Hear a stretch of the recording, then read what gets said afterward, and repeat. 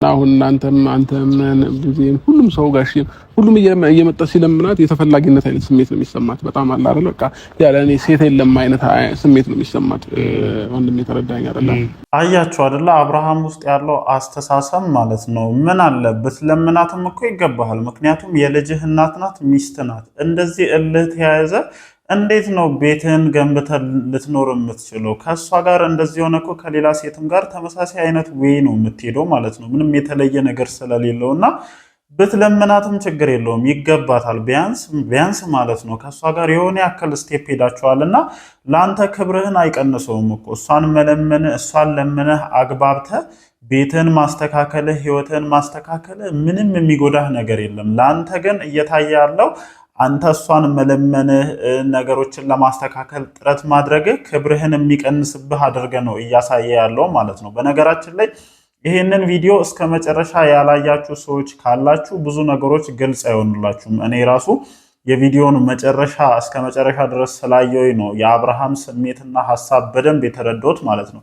ከዛ ውጭ ወንድም ያደረግከውን ነገር ሳላደንቅ ማለፍ አልፈልግም። ትላንትና በጣም ስወቅስ ነበር። ምክንያቱም ይህንን ንግግርህን መጀመር የነበረብህ ከአብርሽ ነው ብዬ ስለማስብ ነው። አምሹር ይገባኛል። አብርሽ ለሁላችሁም አስቸጋሪ ሰው እንደሆነ በደንብ እናውቃለን፣ እኛም ጭምር ማለት ነው። እና ዛሬም ተመሳሳይ አይነት ነገር ነው እያደረገ ያለው ማለት ነው። አትለምኗት እንደዚህ ምናምን እንዲህ ምን ችግር አለ? ተለምኖ ምን ተብሎ ዋጋ ተከፍሎ እኮ ነው ቤት የሚስተካከለው። ያ ነገር ተደርጎ ቤታችሁ ቢስተካከል ልጃችሁን አንድ ላይ ብታሳድጉ እኮ ከእናንተ በላይ እድለኛ ሰው እንደሌለ ነው የምናስበው እኛ ማለት ነው። እና አንተ ግን የልጅህን እናት ሚስትህን በጣም ብዙ ዋጋ የከፈላችሁለትን ህይወት በትነ መውጣት ነው ለአንተ ትልቁ ነገር ማለት ነው።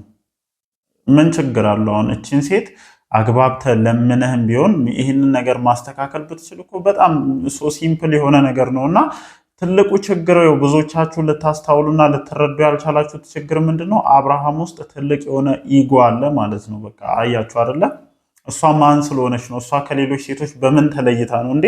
ከሌሎች ሴቶች ስለተለየች መሰለኝ እኮ ይሄንን ሁሉ ነገር አደርገ በትዳር ልጅ እስከ መውለድ ደረጃ የደረስከው እኮ ከሌሎች ሴቶች አንቺ ትለያለሽ ብለህ እኮ ነው። ትዳር እኮ ትርጉሙ ይሄ እኮ ነው፣ ሌላ እኮ አይደለም እኮ።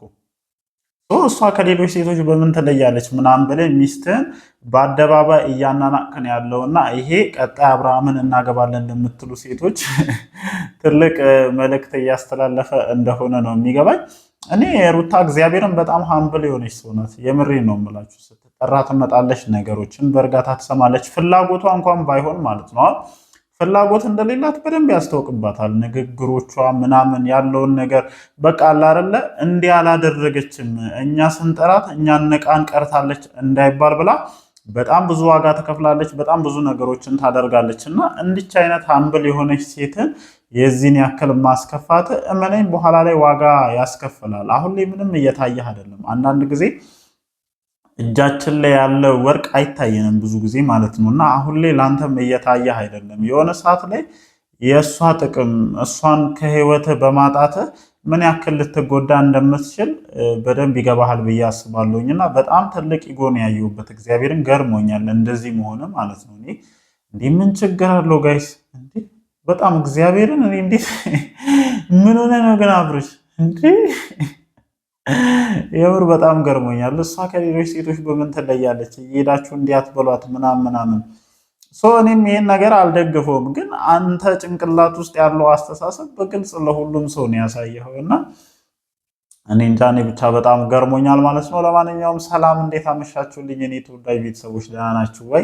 አለን እግዚአብሔር የተመሰገነ ይሁን። ዛሬም እንግዲህ ከመሸ በተለቀቀው ቪዲዮ ዙሪያ እንደተለመደው ሀሳባችን ልንሰጥ ተመልሰን መተናል። ያው የቪዲዮን መግቢያውንና የተወሰነ ያክል የተመለከታችሁ ሰዎች የቪዲዮ ሙሉ ሀሳብ ግልጽ ይሆንላችኋል ብዬ አላስብም። አብዛኛው ፓርት ወይም አብዛኛው ንግግር በተለይ ሩታ ከሄደች በኋላ የተናገረው ንግግር ነው በዋናነት እኔ ፎከስ አድርጌ ያስኩት ማለት ነው። ከዛ ውጪ እኔ ራሱ ወንድምየው እድለኛ ነው፣ ይሄ ሁሉ ሰው ሞክሮ ያቃተው ነገር ተሳካለት እንዲህ ምናምን ብዬ ነበረ። ግን በስተመጨረሻ የአብርሽ ንግግርን ስሰማ አብርሽ በጣም መመለስ ይቀረዋል ማለት ነው። ሩታን እያየበት ያለው አንግል እጅግ በጣም አስቸጋሪ ነው። እግዚአብሔርን አንተ እሷን ከሌሎች ሴቶች ጋር እያወዳደርክና እንደ ሌሎች ሴቶች የምታያት ከሆነ ይሄ ትዳር ለአንተ አያስፈልግም። የምሬን ነው የምልህ። ተመልሰ ራሱ ብትገባ እቺን ሴት ተጎዳታለ እንጂ ተጠቅማታለ የሚል ሐሳብ የለችም። እንዴት ነው እሷ ከሌሎች ሴቶች የማትለየው እንዴ? ቢያንስ የልዑሌ እናት እኮ ነች። ቢያንስ ልዑልን ሰጥተዋለች።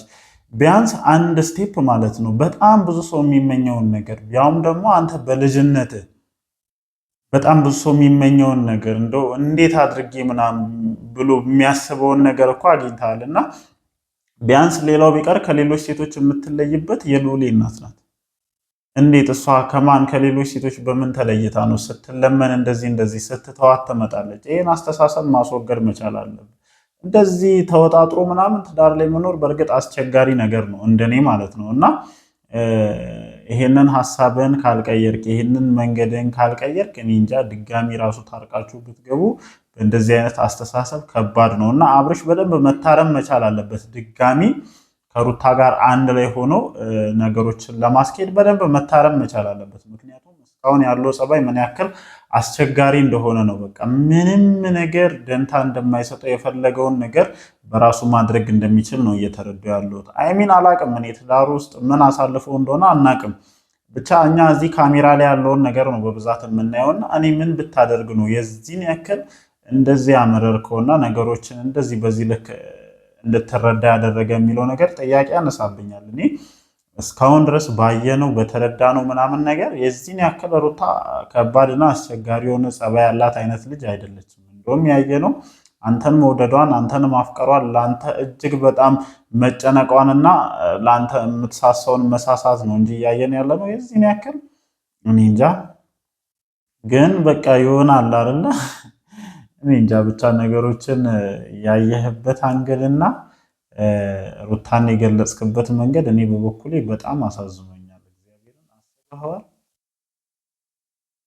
እሷ ከሌሎች ሴቶች አትለይም። ማን ስለሆነች ነው እሷ የምትለምነው? ማን ስለሆነች ነው? በቃ ተዋት፣ በራሷ ጊዜ ትመጣለች ምናምን የሚል አስተሳሰብ ነው ያለህ እና በራሷ ጊዜ አትመጣም። እሷም ሰው እኮ ናት። እሷም ስሜት አላት። እሷም ተጎድቻለሁ ብላ የምታስብበት የራሱ ፓርት አላትና አንተ እንደዚህ የሆንክ በራሷ ጊዜ አትመጣም።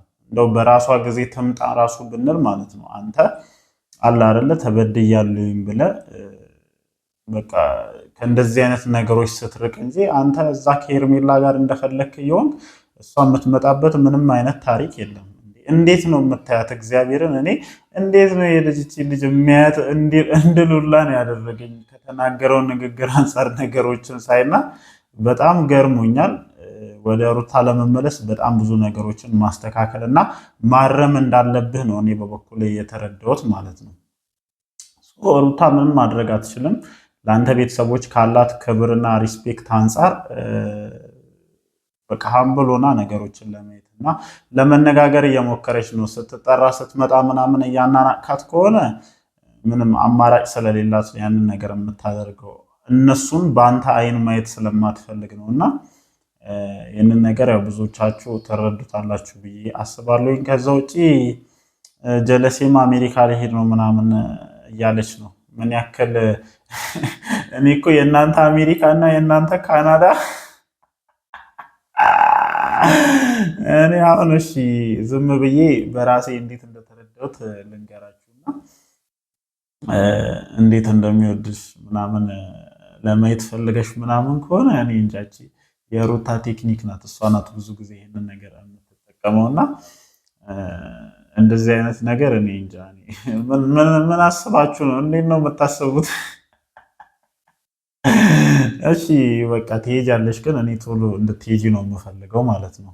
ሁሉም ሰው ቶሎ እንድትሄጂ ነው የሚፈልገው እና በተቻለሽ መጠን አፍጥኙ። ያው እንደማይሆን እኮ ጭንቅላታችን ያውቃል፣ ግን እንደው እንኳን ቢሆን አፍጥኙ ነው ማለት የምንፈልገው።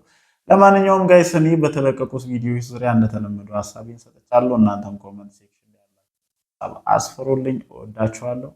ይመቻችሁ።